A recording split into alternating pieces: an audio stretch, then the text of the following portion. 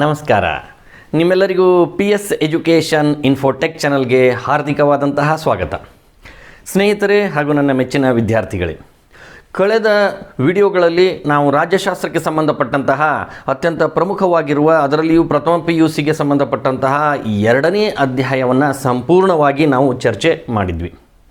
ಆ 2ನೇ ಅಧ್ಯಾಯ ಆಗಿರುವಂತಹ ಸ್ಟೇಟ್ ಅಥವಾ ರಾಜ್ಯ ಎನ್ನುವಂತಹ ಆ ಒಂದು ವಿಡಿಯೋದಲ್ಲಿ ನಾವು ಸುಮಾರು 5 ಭಾಗಗಳನ್ನು ಮಾಡಿ ಆ 5 ಭಾಗಗಳನ್ನು ತಮ್ಮ ಮುಂದೆ ನಾನು ಪ್ರಸ್ತುತಪಡಿಸಿದ್ದೆ.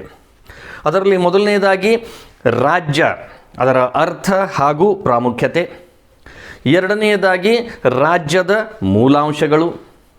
3ನೇದಾಗಿ ರಾಜ್ಯ ಮತ್ತು ಸಮಾಜ ಇವುಗಳ ನಡುವಿನ ವ್ಯತ್ಯಾಸಗಳು. 4ನೇದಾಗಿ ರಾಜ್ಯ ಮತ್ತು ಸಂಘ ಸಂಸ್ಥೆಗಳು ಇವುಗಳ ನಡುವಿನ ವ್ಯತ್ಯಾಸಗಳು. ಹಾಗೂ ಕೊನೆಯದಾಗಿ ರಾಜ್ಯ ಮತ್ತು ರಾಷ್ಟ್ರ ಇವುಗಳ ನಡುವಿನ ಅರ್ಥ ಹಾಗೂ ವ್ಯತ್ಯಾಸಗಳನ್ನು ನಾವು ಕಳೆದ ವಿಡಿಯೋಗಳಲ್ಲಿ ಚರ್ಚೆ ಮಾಡಿದ್ವಿ. ಅಲ್ಲಿಗೆ ಆ ರಾಜ್ಯ ಎನ್ನುವಂತಹ ಆ ಟಾಪಿಕ್ ಸಂಪೂರ್ಣವಾಗಿ ನಾವು ಚರ್ಚೆ ಮಾಡಿದಂತಾಯಿತು. ಇವತ್ತು ಅತ್ಯಂತ ಪ್ರಮುಖವಾಗಿ ಆ ರಾಜ್ಯ ಎನ್ನುವಂತಹ 2ನೇ ಅಧ್ಯಾಯದಲ್ಲಿ ಬರುವಂತಹ 1 ಹಾಗೂ 2 ಅಂಕದ ಅತ್ಯಂತ ಪ್ರಾಮುಖ್ಯತೆಯನ್ನು ಪಡೆದಿರುವ ಅಥವಾ ಮಹತ್ವತೆಯನ್ನು ಪಡೆದಿರುವಂತಹ ಪ್ರಶ್ನೋತ್ತರಗಳನ್ನು ಇವತ್ತಿನ ಈ ಒಂದು ವಿಡಿಯೋದಲ್ಲಿ ನಾವು ಚರ್ಚೆ ಮಾಡೋಣ. ಸ್ನೇಹಿತರೆ, ಈ ಒಂದು ವಿಡಿಯೋದಲ್ಲಿ ನಾವು ಚರ್ಚೆ ಮಾಡುವಂತಹ ಈ ಅಂಶಗಳು ಬಹಳಷ್ಟು ಪ್ರಥಮ PUC ಅವರಿಗಂತೂ ನೇರವಾಗಿ ವಿಷಯಕ್ಕೆ ಸಂಬಂಧಪಟ್ಟಂಥದ್ದಾಗಿದ್ದರೂ ಕೂಡ ಬಹಳಷ್ಟು ಸ್ಪರ್ಧಾತ್ಮಕ ಪರೀಕ್ಷೆಗಳಿಗೆ ತಯಾರಿಯಾಗುತ್ತಿರುವಂತಹ ಅನೇಕ ಸ್ಪರ್ಧಾರ್ಥಿಗಳಿಗೆ ಬಹಳಷ್ಟು ಸಾಮಾನ್ಯ ಜ್ಞಾನಕ್ಕೆ ಸಂಬಂಧಪಟ್ಟಂತಹ, ಅದರಲ್ಲಿಯೂ ರಾಜ್ಯಶಾಸ್ತ್ರ ವಿಷಯಕ್ಕೆ ಸಂಬಂಧಪಟ್ಟಂತಹ ಸಾಮಾನ್ಯ ಜ್ಞಾನಕ್ಕೆ ಸಂಬಂಧಪಟ್ಟಂತಹ ವಿಷಯ ಪ್ರಶ್ನೋತ್ತರಗಳಿವೆ. ಹಾಗಾಗಿ ದಯವಿಟ್ಟು ಇದನ್ನು ಕೂಲಂಕುಷವಾಗಿ ತಾವೆಲ್ಲರೂ ಇದನ್ನು ಆಲಿಸಿ ಇದರ ಬಗ್ಗೆ ಅರ್ಥವನ್ನು ಮಾಡಿಕೊಳ್ತೀರಿ ಅನ್ನುವಂಥದ್ದು ನನ್ನ ಆಶೆ. ತಾವು ಇನ್ನೂ ಈ ಒಂದು ಚಾನಲನ್ನು ಸಬ್ಸ್ಕ್ರೈಬ್ ಮಾಡಿಕೊಂಡಿರದೇ ಇದ್ದರೆ ದಯವಿಟ್ಟು ಈ ಚಾನಲನ್ನು ಸಬ್ಸ್ಕ್ರೈಬ್ ಮಾಡಿಕೊಳ್ಳಿ. ಏಕೆಂದರೆ ನಾವು ಈ ವಿಷಯಕ್ಕೆ ಸಂಬಂಧಪಟ್ಟಂಥದ್ದಾಗಿರ್ಬೋದು ಅಥವಾ ಸಾಮಾನ್ಯ ಜ್ಞಾನಕ್ಕೆ ಸಂಬಂಧಪಟ್ಟದ್ದಾಗಿರ್ಬೋದು ಬಹಳಷ್ಟು ವಿಡಿಯೋಗಳನ್ನು ಮಾಡಿ ಈ ಚಾನಲ್ ಮೂಲಕ ನಿಮ್ಮ ಒಂದು ಅವಗಾಹನೆಗೆ ತರುವಂತಹ ಪ್ರಯತ್ನವನ್ನು ಮಾಡ್ತಾ ಇದ್ದೀವಿ. ಹಾಗಾಗಿ ಈ ಚಾನಲನ್ನು ಸಬ್ಸ್ಕ್ರೈಬ್ ಮಾಡಿ ಹಾಗೂ ಆ ಬೆಲ್ ಐಕಾನನ್ನು ಒತ್ತಿ ನೋಟಿಫಿಕೇಷನ್ ಖಚಿತಪಡಿಸಿಕೊಳ್ಳಿ. ಹಾಗಾದರೆ ಇವತ್ತು ಈ 2ನೇ ಅಧ್ಯಾಯದಲ್ಲಿ ಬರುವ ಅತ್ಯಂತ ಪ್ರಮುಖವಾಗಿರೋ 1, 2 ಈ ಪ್ರಶ್ನೆಗಳನ್ನು, ಅದರಲ್ಲಿ ನಾನು ಇನ್ನೊಂದು ಇಂಪಾರ್ಟೆಂಟಾಗಿ ಹೇಳಬೇಕು ಅಂದರೆ ಇಲ್ಲಿ ನಾನು ಈ ಒಂದು ಪ್ರಶ್ನೆಗಳನ್ನು ಕನ್ನಡ ಮಾಧ್ಯಮದಲ್ಲಿಯೂ ಹಾಗೂ ಆಂಗ್ಲ ಮಾಧ್ಯಮದಲ್ಲಿಯೂ ಅಂದರೆ 2 ತರಹದ ವಿದ್ಯಾರ್ಥಿಗಳಿಗೆ ಅನುಕೂಲ ಆಗಲಿ ಅನ್ನುವಂಥದ್ರಿಂದ 2 ಥರದಲ್ಲಿ ನಾವು ಚರ್ಚೆ ಮಾಡ್ತಾ ಇದ್ವಿ. ಹಾಗಾಗಿ ಆ ಒಂದು ವಿಡಿಯೋ ಪ್ರಾರಂಭಿಸೋಣವೇ, ಬನ್ನಿ. ಮೊದಲನೇದಾಗಿ 1 ಅಂಕದ ಪ್ರಶ್ನೆಗಳನ್ನು ನಾವು ಚರ್ಚೆ ಮಾಡಬೇಕು ಅಂತಂದರೆ ಅದರಲ್ಲಿ ಅತ್ಯಂತ ಪ್ರಮುಖವಾಗಿ 2ನೇ ಅಧ್ಯಾಯದಲ್ಲಿ ಬರುವಂಥದ್ದು ಅಂದರೆ ಮಾನವನ ಅತ್ಯಗತ್ಯ ಸಂಸ್ಥೆ ಯಾವುದು, ಅಂದರೆ ಮಾನವನಿಗೆ ಅತಿ ಅಗತ್ಯವಾಗಿರುವಂತಹ ಸಂಸ್ಥೆ ಯಾವುದು ಎನ್ನುವಂಥ ಈ ಪ್ರಶ್ನೆ ಕೇಳಿದಾಗ ಈ ಪ್ರಶ್ನೆಗೆ ಯಾವುದು ಉತ್ತರ ಆಗ್ತದೆ ಅಂತಂದರೆ ರಾಜ್ಯ. ಅಂದರೆ ಮಾನವನ ಅತ್ಯಂತ ಅಗತ್ಯವಾದ ಸಂಸ್ಥೆ ಎಂದರೆ ರಾಜ್ಯ. Which is the most essential human organisation? The answer is state. ಇನ್ನು ಎರಡನೆಯದಾಗಿ ರಾಜ್ಯ ಎಂದರೇನು? ನೋಡಿ, ರಾಜ್ಯ ಎಂದರೇನು ಎನ್ನುವಂತಹ ಈ ಪ್ರಶ್ನೆಗೆ ಒಂದು ನಿರ್ದಿಷ್ಟವಾದ ಭೂಪ್ರದೇಶದಲ್ಲಿ ರಾಜಕೀಯವಾಗಿ ಸಂಘಟಿತಗೊಂಡಿರುವಂತಹ ಜನತೆ ರಾಜ್ಯ. ನಾವು ರಾಜ್ಯದ ಮೂಲಾಂಶಗಳನ್ನು ಚರ್ಚೆ ಮಾಡುವಾಗ ಈ ರಾಜ್ಯದ ಡೆಫಿನೇಷನ್ ಬಗ್ಗೆ ತಮಗೆ ಅರಿವನ್ನು ನಾನು ಚರ್ಚೆ ಮಾಡಿದ್ದೆ. ಬಹುಶಃ ತಮಗೆಲ್ಲ ಗೊತ್ತು, ಒಂದು ನಿರ್ದಿಷ್ಟವಾದ ಭೂಪ್ರದೇಶದಲ್ಲಿ ರಾಜಕೀಯವಾಗಿ ಸಂಘಟಿತಗೊಂಡಿರುವಂತಹ ಜನಸಮೂಹವನ್ನು ನಾವು ರಾಜ್ಯ ಅಂತ ಕರಿತೀವಿ. ಇದು ಸರಿಯಾದ ಉತ್ತರ ಆಗ್ತದೆ. What is state? State is politically organised people with A definite territory. ಇದು 2ನೇ ಪ್ರಶ್ನೆ. ಇನ್ನು 3ನೇ ಪ್ರಶ್ನೆ, ರಾಜ್ಯದ ಮುಖ್ಯ ಉದ್ದೇಶ ಯಾವುದು? ನೋಡಿ, ರಾಜ್ಯದ ಮುಖ್ಯ ಉದ್ದೇಶ ಯಾವುದು ಅನ್ನುವಂಥ ಈ ಒಂದು ಪ್ರಶ್ನೆಗೆ ಉತ್ತರ ನಾವು ಏನು ಬರೀಬೇಕು ಅಂತಂದರೆ ಜನತೆಯ ನಡವಳಿಕೆಯನ್ನು ನಿಯಂತ್ರಿಸಿ ಸಮಾಜದಲ್ಲಿ ಶಾಂತಿಯನ್ನು ಕಾಪಾಡುವ ಮುಖ್ಯ ಉದ್ದೇಶ ರಾಜ್ಯದ್ದಾಗಿದೆ. ನೋಡಿ, ಜನತೆಯ ನಡವಳಿಕೆಯನ್ನು ನಿಯಂತ್ರಿಸಿ ಸಮಾಜದಲ್ಲಿ ಶಾಂತಿಯನ್ನು ಕಾಪಾಡುವಂಥದ್ದು ರಾಜ್ಯದ ಮುಖ್ಯ ಉದ್ದೇಶ ಆಗಿದೆ. What is the main purpose of a state? The answer is the main purpose of state is control the behaviour of people and establish social peace. ಇನ್ನು ನಾಲ್ಕನೇ ಪ್ರಶ್ನೆ ಮಾನವ ಸಮಾಜ ಜೀವಿ ಮತ್ತು ರಾಜಕೀಯ ಜೀವಿ ಎಂದು ಯಾರು ಹೇಳಿದರು?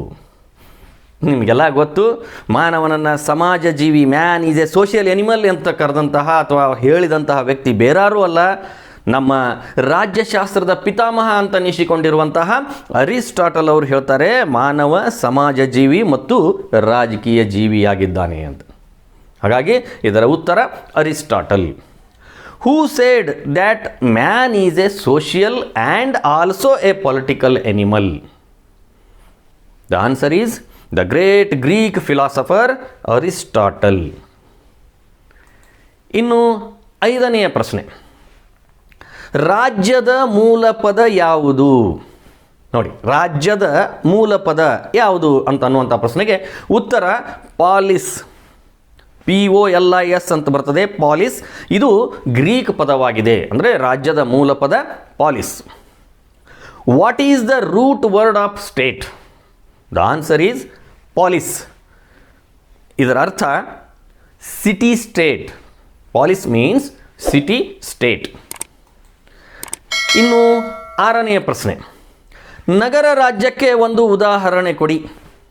ನಗರ ರಾಜ್ಯಕ್ಕೆ ಒಂದು ಉದಾಹರಣೆ ಕೊಡಿ ಅಂದಾಗ ಆಗಿನ ಗ್ರೀಕ್ ಕಾಲದ ನಗರ ರಾಜ್ಯಗಳನ್ನು ನಾವು ಇಲ್ಲಿ ಹೆಸರಿಸ್ಬೋದು. ಉದಾಹರಣೆಗಾಗಿ ಅಥೆನ್ಸ್, ಸ್ಪಾರ್ಟಾ, ಸ್ಟಾಗಿರಾ, ಇವುಗಳಲ್ಲಿ ಯಾವುದಾದ್ರೂ ಒಂದನ್ನು ನಾವು ಬರೆದರೆ ಅದಕ್ಕೆ ಸರಿಯಾದ ಉತ್ತರ ಆಗ್ತದೆ. ನಗರ ರಾಜ್ಯಕ್ಕೆ ಒಂದು ಉದಾಹರಣೆ. Give an example of city state. The answer is Athens, Sparta, Stagira etcetera. ಇವುಗಳಲ್ಲಿ ಯಾವುದಾದ್ರೂ ಒಂದು. ಇನ್ನು 7ನೇ ಪ್ರಶ್ನೆ, ರಾಜ್ಯವನ್ನು ಸಿವಿಟಸ್ ಎಂದು ಯಾರು ಕರೆದರು? ನೋಡಿ, ರಾಜ್ಯವನ್ನು ಸಿವಿಟಸ್ ಅಂತ ಯಾರು ಕರೆದರು ಅನ್ನೋದನ್ನು ನಾವು ಚರ್ಚೆ ಮಾಡಿದ್ವಿ. ಅದರ ಉತ್ತರ ಪ್ರಾಚೀನ ರೋಮನ್ನರು ರಾಜ್ಯವನ್ನು ಸಿವಿಟಸ್ ಅಂತ ಕರೆದಿದ್ರು. Who called the state as civitas? The answer is ancient Roman. ಇನ್ನು 8ನೇದಾಗಿ, ರಾಜ್ಯ ಎಂಬ ಪದವನ್ನು ಮೊದಲಿಗೆ ಪರಿಚಯಿಸಿದವರು ಯಾರು? ರಾಜ್ಯ ಅನ್ನುವಂತಹ ಪದ ಮೊಟ್ಟ ಮೊದಲ ಬಾರಿಗೆ ತಮ್ಮ ಗ್ರಂಥದಲ್ಲಿ ಬಳಸಿ ಅದನ್ನು ಪರಿಚಯಿಸಿದಂತಹದ್ದು ಶ್ರೇಯಸ್ಸು ಯಾರಿಗೆ ಹೋಗ್ತದೆ ಅಂದರೆ ಯಾರು ಅಂದಾಗ ಉತ್ತರ ಶ್ರೇಷ್ಠ ರಾಜ್ಯಶಾಸ್ತ್ರಜ್ಞರಾಗಿರುವಂತಹ ನಿಕೋಲೋ ಮೆಕೆವಲ್ಲಿ ಅವರು ರಾಜ್ಯ ಎಂಬ ಪದವನ್ನು ಮೊಟ್ಟ ಮೊದಲ ಬಾರಿಗೆ ತಮ್ಮ ಗ್ರಂಥದಲ್ಲಿ ಬಳಸಿ ಅದನ್ನು ಪರಿಚಯಿಸಿದರು. ದ ಪ್ರಿನ್ಸ್ ಎಂಬ ಗ್ರಂಥದಲ್ಲಿ ಇದನ್ನು ಬಳಸ್ತಾರೆ. Who introduced the term state for the first time?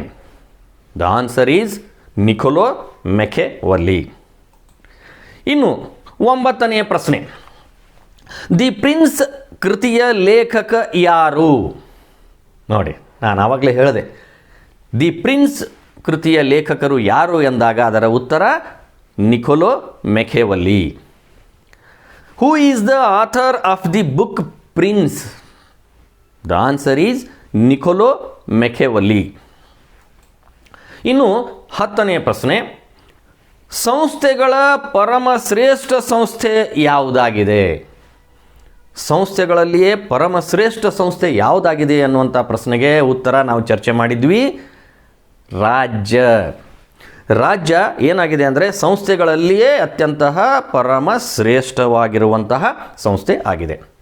Which is the supreme of all the associations? The answer is state. ಇನ್ನು 11ನೇ ಪ್ರಶ್ನೆ, ಪ್ರಜೆಗಳಿಗೆ ಹುಟ್ಟಿನಿಂದ ಸಾಯುವವರೆಗೆ ಸೇವೆ ಸಲ್ಲಿಸುವ ಸಂಸ್ಥೆ ಯಾವುದು? ನೋಡಿ, ಪ್ರಜೆಗಳಿಗೆ ಹುಟ್ಟಿನಿಂದ ಸಾಯುವವರೆಗೆ ಸೇವೆ ಸಲ್ಲಿಸುವಂಥ ಸಂಸ್ಥೆ ಊಮ್ ಟು ಟೂಮ್ ಅಂತ ಕರೀತಾರೆ. ಅದು ಯಾವುದು ಅಂದರೆ ಅದರ ಉತ್ತರ ರಾಜ್ಯ. Which association serves people from birth to death? The answer is state. Welfare state ಅಂತೂ ಕೂಡ ಅದನ್ನು ನಾವು ಕರಿತೀವಿ, ಅಥವಾ ಕಲ್ಯಾಣ ರಾಜ್ಯ, ವೆಲ್ಫೇರ್ ಸ್ಟೇಟ್. ಇನ್ನು 12ನೇ ಪ್ರಶ್ನೆ, ರಾಜ್ಯದ ಸಪ್ತಾಂಗ ಸಿದ್ಧಾಂತವನ್ನು ಯಾರು ಪ್ರತಿಪಾದಿಸಿದರು? ಸಪ್ತಾಂಗ ಸಿದ್ಧಾಂತ, ಥಿಯರಿ ಆಫ್ ಸಪ್ತಾಂಗ ಅಂತ ಕರೀತಾರೆ. ಸಪ್ತಾಂಗ ಸಿದ್ಧಾಂತವನ್ನು ಯಾರು ಪ್ರತಿಪಾದಿಸಿದರು? ನಿಮಗೆಲ್ಲ ಮೊದಲೇ ಗೊತ್ತು, ನಾವು ಚರ್ಚೆ ಮಾಡಿದ್ವಿ. ಪ್ರಾಚೀನ ಭಾರತದ ರಾಜಕೀಯ ಚಿಂತಕರಾಗಿರುವಂತಹ ಕೌಟಿಲ್ಯ ಅವರು ಈ ಸಪ್ತಾಂಗ ಸಿದ್ಧಾಂತವನ್ನು ಪ್ರತಿಪಾದಿಸಿದರು. ಅಂದರೆ ಇದರ ಉತ್ತರ ಪ್ರಾಚೀನ ಭಾರತದ ರಾಜಕೀಯ ಚಿಂತಕ ಕೌಟಿಲ್ಯ. ಇವರು ತಮ್ಮ ಅರ್ಥಶಾಸ್ತ್ರ ಎಂಬ ಗ್ರಂಥದಲ್ಲಿ ಈ ಥಿಯರಿ ಉಲ್ಲೇಖ ಮಾಡ್ತಾರೆ, ಸಪ್ತಾಂಗ ಸಿದ್ಧಾಂತದ ಉಲ್ಲೇಖ ಮಾಡ್ತಾರೆ. Who advocated Saptanga theory of the state? The answer is ancient Indian political philosopher Kautilya. ಇವರನ್ನು ಚಾಣಕ್ಯ ಅಂತ ಕೂಡ ಕರೀತಾರೆ, ಕೌಟಿಲ್ಯ. ಇನ್ನು 13ನೇದಾಗಿ, ಪ್ಲೇಟೋರವರ ಪ್ರಕಾರ ಒಂದು ರಾಜ್ಯ, ಆದರ್ಶ ರಾಜ್ಯದ ಜನಸಂಖ್ಯೆ ಎಷ್ಟು? ಅವರು ನಿಖರವಾದಂಥ ಒಂದು ಅಂಕಿಯ ಅಂಶವನ್ನು ಕೊಡ್ತಾರೆ ಪ್ಲೇಟೋರು. ಅದು ಎಷ್ಟು ಅಂದರೆ ಉತ್ತರ 5040, 5040 ಅಥವಾ 5040. According to Plato, what should be the population of state? The answer is 5040. ಇನ್ನು 14ನೇ ಪ್ರಶ್ನೆ, ರಾಜ್ಯದ ಜನಸಂಖ್ಯೆಯು 10,000 ಇರಬೇಕೆಂದು ಯಾರು ಹೇಳಿದರು? ನೋಡಿ, ರಾಜ್ಯದ ಜನಸಂಖ್ಯೆ 10,000 ಇರಬೇಕು ಅಂತ ಯಾರು ಹೇಳಿದರು ಅನ್ನುವಂಥ ಈ ಪ್ರಶ್ನೆಗೆ ಉತ್ತರ ರೂಸೋ. ಜಾನ್ ಜೇಕಸ್ ರೂಸೋ ಅನ್ನುವರು ರಾಜ್ಯದ ಜನಸಂಖ್ಯೆ 10,000 ಇರಬೇಕು ಅಂತ ಹೇಳಿದರು. Who said that population of the state should be 10,000? The answer is Rousseau. ಇನ್ನು 15ನೇ ಪ್ರಶ್ನೆ, ಅರ್ಥಶಾಸ್ತ್ರ ಕೃತಿಯನ್ನು ಯಾರು ರಚಿಸಿದರು? ನೋಡಿ, ಚರ್ಚೆ ಮಾಡಿದ್ವಿ ನಾವು. ಅರ್ಥಶಾಸ್ತ್ರದ ಕೃತಿಯನ್ನು ಯಾರು ರಚಿಸಿದರು ಎಂದಾಗ ಇದಕ್ಕೆ ಉತ್ತರ ನಮ್ಮ ಪ್ರಾಚೀನ ಭಾರತೀಯ ರಾಜ್ಯಶಾಸ್ತ್ರಜ್ಞ ಚಿಂತಕ ಕೌಟಿಲ್ಯ ಅವರು ಅರ್ಥಶಾಸ್ತ್ರವನ್ನು ರಚಿಸಿದರು. ಅಂದರೆ ಅರ್ಥಶಾಸ್ತ್ರದ ಕೃತಿಯ ರಚನಾ ಯಾರು ಅಂದರೆ Kautilya. Who is the author of the book Arthashastra? The answer is Kautilya. ಇನ್ನು 16ನೇ ಪ್ರಶ್ನೆ, ಪ್ರಪಂಚದಲ್ಲಿ ಅತಿ ಹೆಚ್ಚು ಜನಸಂಖ್ಯೆ ಹೊಂದಿರುವ ರಾಷ್ಟ್ರ ಯಾವುದು? ಪ್ರಪಂಚದಲ್ಲಿ ಅತ್ಯಂತ ಹೆಚ್ಚು ಜನಸಂಖ್ಯೆ ಹೊಂದಿರುವ ರಾಷ್ಟ್ರ ಯಾವುದು ಎಂದಾಗ ಚೀನಾ. ನಮ್ಮ ಟೆಕ್ಸ್ಟ್ ಬುಕ್ನಲ್ಲಿರುವಂತೆ 132 ಕೋಟಿ ಜನಸಂಖ್ಯೆಯನ್ನು ಹೊಂದಿರುವಂಥ ಅತ್ಯಂತ ಬೃಹತ್ ರಾಷ್ಟ್ರ ಯಾವುದು, ರಾಜ್ಯ ಯಾವುದು ಅಂದರೆ ಅದು China. Name A state with highest population of the world? The answer is China. 132 crores of the population. ಇನ್ನು 17ನೇ ಪ್ರಶ್ನೆ, ಪ್ರಪಂಚದಲ್ಲಿ ಅತಿ ಕಡಿಮೆ ಜನಸಂಖ್ಯೆ ಹೊಂದಿರುವ ರಾಷ್ಟ್ರ ಯಾವುದು? ಆವಾಗಲೇ ನಾವು ಅತ್ಯಂತ ಹೆಚ್ಚು ಜನಸಂಖ್ಯೆ ಇರುವುದನ್ನು ಚರ್ಚೆ ಮಾಡಿದ್ವಿ, ಅದರ ಬಗ್ಗೆ ಆನ್ಸರ್ ನೋಡಿದ್ವಿ. ಇವತ್ತು ಪ್ರಪಂಚದಲ್ಲಿ ಅತ್ಯಂತ ಕಡಿಮೆ ಜನಸಂಖ್ಯೆ ಹೊಂದಿರುವ ರಾಷ್ಟ್ರ ಯಾವುದು ಎಂದಾಗ ಇದಕ್ಕೆ ಉತ್ತರ ನೌರು. ಅಲ್ಲಿ 9,000 ಮಾತ್ರ ಜನಸಂಖ್ಯೆ, 9,000 ಜನಸಂಖ್ಯೆ ಇರುವುದನ್ನು ನಾವು ನೋಡ್ತೀವಿ, Nauru. Name A state with lowest population of the world? The answer is Nauru, 9,000 of the population. ಇನ್ನು 18ನೇ ಪ್ರಶ್ನೆ, ಉತ್ತಮ ಪ್ರಜೆಗಳು ಉತ್ತಮ ರಾಜ್ಯವನ್ನು ನಿರ್ಮಿಸುತ್ತಾರೆ? ಉತ್ತಮ ಪ್ರಜೆಗಳು ಉತ್ತಮ ರಾಜ್ಯವನ್ನು ನಿರ್ಮಿಸುತ್ತಾರೆ, ಈ ಮಾತನ್ನು ಯಾರು ಹೇಳಿದರು? ಉತ್ತರ ನಮ್ಮ ರಾಜ್ಯಶಾಸ್ತ್ರದ ಪಿತಾಮಹ, ದ ಗ್ರೇಟ್ ಫಿಲಾಸಫರ್ ಆಗಿರುವ ಅರಿಸ್ಟಾಟಲ್. ಅರಿಸ್ಟಾಟಲ್ ಅವರು ಹೇಳ್ತಾರೆ ಉತ್ತಮ ಪ್ರಜೆಗಳು ಉತ್ತಮ ರಾಜ್ಯವನ್ನು ನಿರ್ಮಿಸುತ್ತಾರೆ ಅಂತ. Who said that good people build A good state? The answer is Greek philosopher Aristotle. ಇನ್ನು 19ನೇ ಪ್ರಶ್ನೆ, ರಾಜ್ಯದ ಏಜೆಂಟ್ ಯಾವುದು? ಏಜೆಂಟ್ ಅಂದರೆ ಮಧ್ಯವರ್ತಿ, ರಾಜ್ಯದ ಮಧ್ಯವರ್ತಿ ಅಂದರೆ ರಾಜ್ಯದ ಪರವಾಗಿ ಕಾರ್ಯನಿರ್ವಹಿಸುವಂಥದ್ದು ಯಾವುದು? ರಾಜ್ಯದ ಮಧ್ಯವರ್ತಿ ಯಾವುದು ಅಥವಾ ರಾಜ್ಯದ ಏಜೆಂಟ್ ಯಾವುದು ಅಂದಾಗ ನಮ್ಮ ಉತ್ತರ ಸರ್ಕಾರ. ಸರ್ಕಾರ ರಾಜ್ಯದ ಮಧ್ಯವರ್ತಿಯಾಗಿ ಅಥವಾ ಏಜೆಂಟಾಗಿ ಕಾರ್ಯನಿರ್ವಹಿಸುತ್ತದೆ. Which is called as on agent of the state? The answer is government. ಇನ್ನು 20ನೇ ಪ್ರಶ್ನೆ, ರಾಜ್ಯದ ಹೃದಯ ಮತ್ತು ಆತ್ಮ ಯಾವುದು? ನೋಡಿ, ರಾಜ್ಯದ ಹೃದಯ ಮತ್ತು ಆತ್ಮ ಯಾವುದು ಅನ್ನುವಂಥದ್ದನ್ನು ನಾವು ಚರ್ಚೆ ಮಾಡಿದರೆ ನಿಮಗೆಲ್ಲ ಗೊತ್ತು, ಪರಮಾಧಿಕಾರ ಅಥವಾ ಸಾರ್ವಭೌಮ ಅಧಿಕಾರ ಅಂತ ಕೂಡ ಕರೀತಾರೆ. ಈ ಪರಮಾಧಿಕಾರ ರಾಜ್ಯದ ಹೃದಯ ಮತ್ತು ಆತ್ಮ ಇದ್ದಂತೆ. Which organ is called as the heart and soul of the state? The answer is sovereignty. ಇನ್ನು 21ನೇ ಪ್ರಶ್ನೆ, ಸಂಘಗಳ ಸಂಘ ಎಂದು ಯಾವುದನ್ನು ಕರೆಯುತ್ತೇವೆ? ನೋಡಿ, ಸಂಘಗಳ ಸಂಘ ಅಂತ ಯಾವುದನ್ನು ಕರಿತೀವಿ ಅಂದಾಗ ನಿಮಗೆ ಗೊತ್ತು, ಸಮಾಜದಲ್ಲಿರುವಂತಹ ಅತ್ಯಂತ ಶ್ರೇಷ್ಠವಾದ ಸಂಘ ಯಾವುದು ಅಂದರೆ ರಾಜ್ಯ. ಸಂಘಗಳ ಸಂಘ ಅಂತ ನಾವು ಯಾವುದನ್ನು ಕರಿತೀವಿ ಅಂದರೆ ರಾಜ್ಯವನ್ನು ಕರಿತೀವಿ. ಹಾಗಾಗಿ ಸಂಘಗಳ ಸಂಘ ಯಾವುದು? ರಾಜ್ಯ. Which is called as the association of associations? The answer is state. ಇನ್ನು 22ನೇ ಪ್ರಶ್ನೆ, ಸಮಾಜವು ಸಾಮಾಜಿಕ ಸಂಬಂಧಗಳ ಬಲೆ ಎಂದು ಯಾರು ಹೇಳಿದರು? ನೋಡಿ, ಸಮಾಜವನ್ನು ಒಂದು ಸಾಮಾಜಿಕ ಸಂಬಂಧಗಳ ಬಲೆ ಅಂತ ಹೇಳ್ತಾರೆ. ಅದು ಯಾರು ಹೇಳಿದರು ಅಂದರೆ ನಿಮಗೆಲ್ಲ ಗೊತ್ತು, ಶ್ರೇಷ್ಠ ಸಮಾಜಶಾಸ್ತ್ರಜ್ಞರಾಗಿರುವಂತಹ ಮ್ಯಾಕ್ಸ್ ವೇಬರ್ ಅವರು ಹೇಳ್ತಾರೆ, ಸಮಾಜ ಏನಾಗಿದೆ ಅಂದರೆ ಒಂದು ಸಾಮಾಜಿಕ ಸಂಬಂಧಗಳ ಬಲೆ ಆಗಿದೆ ಅಂತ ಹೇಳ್ತಾರೆ. ಮ್ಯಾಕ್ಸ್ ವೇಬರ್ ಇದಕ್ಕೆ ಉತ್ತರ ಸರಿಯಾದದ್ದು. Who said society is the web of social relationship? The answer is Max Weber. ಇನ್ನು 23ನೇ ಪ್ರಶ್ನೆ, ನೇಷನ್ ಪದದ ಮೂಲ ಪದ ಯಾವುದು? ನೋಡಿ, ನೇಷನ್ ಎನ್ನುವಂಥ ಪದದ ಮೂಲ ಪದ ಯಾವುದು ಅಂತ ಕೇಳಿದಾಗ ಇದಕ್ಕೆ ನಮ್ಮ ಉತ್ತರ ಏನಾಗಿರಬೇಕು? ಲ್ಯಾಟಿನ್ ಪದವಾಗಿರುವಂತಹ ನೇಸಿಯೋ. ಈ ನೇಸಿಯೋ ಎನ್ನುವಂತಹ ಪದ ನೇಷನ್ ಪದದ ಮೂಲ ಪದ ಆಗಿದೆ. What is the root word of the term nation? The answer is Latin word natio. ಇನ್ನು 24ನೇ ಪ್ರಶ್ನೆ, ರಾಷ್ಟ್ರ ಎಂಬುದು ರಾಜ್ಯ ಮತ್ತು ರಾಷ್ಟ್ರೀಯತೆ ಎಂದು ಯಾರು ಹೇಳಿದರು? ಅಂದರೆ ರಾಷ್ಟ್ರ ಎಂಬುದು ಏನಾಗಿದೆ ಅಂದರೆ ರಾಜ್ಯ ಮತ್ತು ರಾಷ್ಟ್ರೀಯತೆ ಸೇರಿ ರಾಷ್ಟ್ರ ಆಗಿದೆ ಅಂತ ಹೇಳಿದರು. ಯಾರು ಹೇಳಿದರು ಅನ್ನುವಂಥ ಪ್ರಶ್ನೆಗೆ ನಮ್ಮ ಉತ್ತರ ಗಿಲ್ಕ್ರೈಸ್ಟ್ ಅಥವಾ ಗಿಲ್ಕ್ರಿಸ್ಟ್ ಅಂತ ಕರಿತೀವಿ. ಗಿಲ್ಕ್ರಿಸ್ಟ್ ಅವರು ರಾಷ್ಟ್ರ ಎಂಬುದು ರಾಜ್ಯ ಮತ್ತು ರಾಷ್ಟ್ರೀಯತೆ ಸೇರಿ ಆಗಿದೆ ಅಂತ ಹೇಳಿದರು. Who said nation is state plus nationality? The answer is Gilchrist.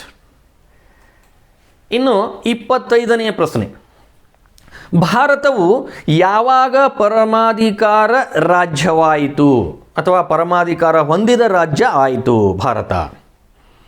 ಇದಕ್ಕೆ ಉತ್ತರ ನಮಗೆಲ್ಲ ಗೊತ್ತು, ನಮ್ಮ ದೇಶ ಯಾವತ್ತು ಸ್ವತಂತ್ರ ಆಯಿತೋ ಅವತ್ತಿನಿಂದ ಪರಮಾಧಿಕಾರ ಹೊಂದಿದ ರಾಜ್ಯ ಆಯಿತು. ಅಂದರೆ ಆಗಸ್ಟ್ 15, 1947 ನಮ್ಮ ಭಾರತ ಪರಮಾಧಿಕಾರ ಹೊಂದಿರುವ ರಾಜ್ಯ ಆದ ದಿನ. ಅವತ್ತಿನಿಂದ ನಮ್ಮ ಭಾರತ ಪರಮಾಧಿಕಾರ ಹೊಂದಿದ ರಾಜ್ಯ ಆಯಿತು. When did India become A ಸಾವರನ್ state? The answer is on 15th August 1947 onwards. ಸ್ನೇಹಿತರೆ ಹಾಗೂ ವಿದ್ಯಾರ್ಥಿಗಳೇ, ಇಲ್ಲಿಯವರೆಗೆ 1 ಅಂಕದ ಪ್ರಶ್ನೆಗಳನ್ನು ನಾವು ನೋಡಿದ್ವಿ, ಯಾವ ಅತ್ಯಂತ ಪ್ರಮುಖವಾಗಿರುವಂಥದ್ದು ಅನ್ನೋದು. ಇನ್ನು 2 ಅಂಕದ ಪ್ರಶ್ನೆಗಳು, 2 ಮಾರ್ಕ್ಸ್ ಕ್ವಶನ್ಸ್. ಅದರಲ್ಲಿ ಮೊದಲನೇದಾಗಿ ರಾಜ್ಯವನ್ನು ವ್ಯಾಖ್ಯಾನಿಸಿ. ಈ ಪ್ರಶ್ನೆಗೆ ಉತ್ತರ ರಾಜ್ಯವನ್ನು ವ್ಯಾಖ್ಯಾನಿಸಿ ಎನ್ನುವಂಥ ಪ್ರಶ್ನೆಯನ್ನು ಕೇಳಿದಾಗ ಇಲ್ಲಿ ನಾವು ವುಡ್ರೋ ವಿಲ್ಸನ್ ಅವರ ಒಂದು ವ್ಯಾಖ್ಯಾನ ಸ್ಟೇಟ್ಮೆಂಟನ್ನು ನಾವು ಚರ್ಚೆ ಮಾಡ್ಬೋದು. ವುಡ್ರೋ ವಿಲ್ಸನ್ ಅವರ ಪ್ರಕಾರ ನಿರ್ದಿಷ್ಟವಾದ ಭೂಪ್ರದೇಶದಲ್ಲಿ ಕಾನೂನಿನ ಪರಿಮಿತಿಗೆ ಒಳಪಟ್ಟು ಸಂಘಟಿತವಾಗಿರುವ ಜನಸಮೂಹವೇ ರಾಜ್ಯ. ನೋಡಿ, ನಿರ್ದಿಷ್ಟವಾದ ಭೂಪ್ರದೇಶದಲ್ಲಿ ಕಾನೂನಿನ ಪರಿಮಿತಿಗೆ ಒಳಪಟ್ಟು ಸಂಘಟಿತವಾಗಿರುವ ಜನಸಮೂಹವೇ ರಾಜ್ಯ ಅಂತ ವುಡ್ರೋ ವಿಲ್ಸನ್ ಅವರು ಹೇಳ್ತಾರೆ. ಇದು ರಾಜ್ಯದ ವ್ಯಾಖ್ಯಾನವಾಗಿ ಸರಿಯಾದಂತಹ ಒಂದು ವ್ಯಾಖ್ಯಾನ ಆಗ್ತದೆ. Define the state. The answer is Woodrow Wilson defines state as a people organized for law within a definite territory. ಇನ್ನು 2ನೇ ಪ್ರಶ್ನೆ, ಕಲ್ಯಾಣ ರಾಜ್ಯ ಎಂದರೇನು? ನೋಡಿ, ಸುಖಿ ರಾಜ್ಯ ಅಂತ ಕೂಡ ಕರೀತಾರೆ ಇದನ್ನು. ಕಲ್ಯಾಣ ರಾಜ್ಯ ಎಂದರೇನು ಅಂತ ಕೇಳ್ಬೋದು, ಅಥವಾ ಸುಖಿ ರಾಜ್ಯ ಎಂದರೇನು ಅಂತಲೂ ಕೇಳ್ಬೋದು. ಇದಕ್ಕೆ ಉತ್ತರ ಕಲ್ಯಾಣ ರಾಜ್ಯವು ಜನತೆಯ ಸರ್ವತೋಮುಖ ಪ್ರಗತಿಯ ಮುಖ್ಯ ಉದ್ದೇಶ ಹೊಂದಿದ್ದು ಜನನದಿಂದ ಮರಣದವರೆಗೆ ಎಲ್ಲ ಪ್ರಜೆಗಳಿಗೆ ಸಕಲ ಸೌಲಭ್ಯ ಮತ್ತು ಸವಲತ್ತುಗಳನ್ನು ಒದಗಿಸುತ್ತದೆ. ಅದೇ ಕಲ್ಯಾಣ ರಾಜ್ಯ ಆಗಿದೆ. ನೋಡಿ, ಸರ್ವತೋಮುಖ ಪ್ರಗತಿಯ ಮುಖ್ಯ ಉದ್ದೇಶ ಆ ಕಲ್ಯಾಣ ರಾಜ್ಯಕ್ಕಿದ್ದು ಅದು ಜನನದಿಂದ ಮರಣದವರೆಗೆ ಎಲ್ಲ ರೀತಿಯ ಸಕಲ ಸೌಲಭ್ಯಗಳನ್ನು ಒದಗಿಸುವಂತಹ ಒಂದು ಉದ್ದೇಶ ಇರ್ತದೆ. ಅದು ಕಲ್ಯಾಣ ರಾಜ್ಯ ಆಗಿದೆ ಅಂತ ಈ ಒಂದು ಉತ್ತರವನ್ನು ನಾವು ಬರೀಬೋದು. ಇದು 2 ಅಂಕದ ಪ್ರಶ್ನೆಗೆ ಆಗಿರ್ಬೋದು. What is welfare state? The answer is welfare state is a state which gives a citizen several welfare schemes from birth to till death. ಇನ್ನು 3ನೇ ಪ್ರಶ್ನೆ, ಸಪ್ತಾಂಗ ಸಿದ್ಧಾಂತದ ಅಂಗಗಳನ್ನು ತಿಳಿಸಿ. ನಾವು ಆವಾಗಲೇ ಚರ್ಚೆ ಮಾಡಿದ್ವಿ, ಸಪ್ತಾಂಗ ಸಿದ್ಧಾಂತವನ್ನು ಪ್ರತಿಪಾದಿಸಿದವರು ಯಾರು ಎಂದಾಗ ಕೌಟಿಲ್ಯ ಅಂತ. ಈಗ ಆ ಸಪ್ತಾಂಗ ಸಿದ್ಧಾಂತದ ಅಂಗಗಳು ಯಾವುವು ಅನ್ನೋದನ್ನು ತಿಳಿಸಿ ಎಂದಾಗ ಅರ್ಥಶಾಸ್ತ್ರ ಕೃತಿಯ ಕರ್ತೃ ಕೌಟಿಲ್ಯನು ತನ್ನ ಸಪ್ತಾಂಗ ಸಿದ್ಧಾಂತವನ್ನು ಪ್ರತಿಪಾದನೆ ಮಾಡ್ತಾನೆ ಅಂತ ನಾವು ಚರ್ಚೆ ಮಾಡಿದ್ವಿ. ಅವು ಯಾವುವು ಅಂದರೆ, 1ನೇದ್ದು ಸ್ವಾಮಿನ್, ಅಮಾತ್ಯ, ಜನಪದ, ಕೋಶ, ದುರ್ಗ, ಬಲ ಮತ್ತು ಮಿತ್ರ. ಇವು ಸಪ್ತಾಂಗ ಸಿದ್ಧಾಂತದ 7 ಅಂಗಗಳು ಅಥವಾ ಸಪ್ತಾಂಗ ಸಿದ್ಧಾಂತಗಳು ಅಂತ ಅನ್ಬೋದು ನಾವು. Mention the organs of Saptanga theory. Mention the organs of Saptanga theory. The answer is 1. Swamin, king ಅಂತನೂ ಕೂಡ ಕರೀತಾರೆ. ಸ್ವಾಮಿನ್ ಆರ್ ಕಿಂಗ್, ಅಮಾತ್ಯ ಆರ್ ಮಿನಿಸ್ಟರ್, ಜನಪದ ಪಾಪ್ಯುಲೇಷನ್ ಆ್ಯಂಡ್ ಟೆರಿಟರಿ, ಕೋಶ ಟ್ರೆಸರಿ, ದುರ್ಗ ಪೋರ್ಟ್, ಬಲ ಮಿಲಿಟರಿ ಆ್ಯಂಡ್ ಮಿತ್ರ ಫ್ರೆಂಡ್. ಇನ್ನು 4ನೇ ಪ್ರಶ್ನೆ, ರಾಜ್ಯದ 4 ಮೂಲಾಂಶಗಳನ್ನು ಹೆಸರಿಸಿ. ರಾಜ್ಯದ 4 ಮೂಲಾಂಶಗಳನ್ನು ಹೆಸರಿಸಿ ಅಂದಾಗ ಅವು ಪ್ರಮುಖವಾಗಿರುವ 4 ಮೂಲಾಂಶಗಳು ತಮಗೆಲ್ಲರಿಗೂ ಗೊತ್ತಿರುವಂಥದ್ದು: ಜನಸಂಖ್ಯೆ, ನಿರ್ದಿಷ್ಟವಾದ ಭೂಪ್ರದೇಶ, ಸರ್ಕಾರ, ಪರಮಾಧಿಕಾರ. ಇವು ರಾಜ್ಯದ ಪ್ರಮುಖ 4 ಮೂಲಾಂಶಗಳು. Name the 4 elements of the state. The answer is population, territory, government and sovereignty. ಇನ್ನು 5ನೇ ಪ್ರಶ್ನೆ, ಹೆಚ್ಚು ಜನಸಂಖ್ಯೆ ಹೊಂದಿರುವ 2 ರಾಜ್ಯಗಳನ್ನು ಹೆಸರಿಸಿ. ಅತಿ ಹೆಚ್ಚು ಜನಸಂಖ್ಯೆಗಳನ್ನು ಹೊಂದಿರುವಂತಹ 2 ರಾಜ್ಯಗಳು ತಮಗೆಲ್ಲ ಗೊತ್ತಿರುವಂತೆ 1ನೇ ಸ್ಥಾನದಲ್ಲಿ ಚೀನಾ, 2ನೇ ಸ್ಥಾನದಲ್ಲಿ ಭಾರತ. ಅಂದರೆ ಚೀನಾ ಮತ್ತು ಭಾರತ ಜಗತ್ತಿನ ಅತ್ಯಂತ ಹೆಚ್ಚು ಜನಸಂಖ್ಯೆ ಹೊಂದಿರುವಂತಹ ರಾಜ್ಯಗಳು. Name any 2 states which have large population. The answer is China and India.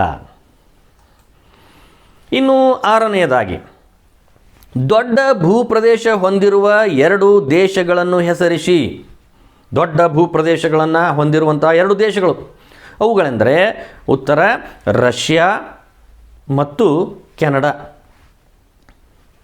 Name any 2 states with large territory.